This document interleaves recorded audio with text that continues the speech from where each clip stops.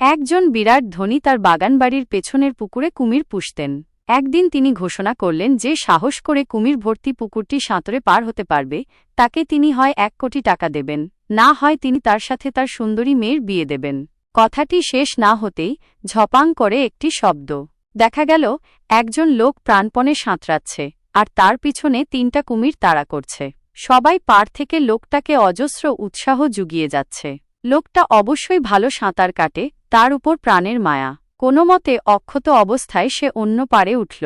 ধনী লোকটি এগিয়ে এসে লোকটির হাত ধরে বললেন, আমি বিশ্বাস করতে পারিনি এত সাহস দেখানোর মতো ক্ষমতা কারও থাকতে পারে। ইয়ং ম্যান, তুমি কি চাও? আমার মেয়ে নাকি 1 কোটি টাকা। লোকটি তখনও হাঁপাচ্ছে।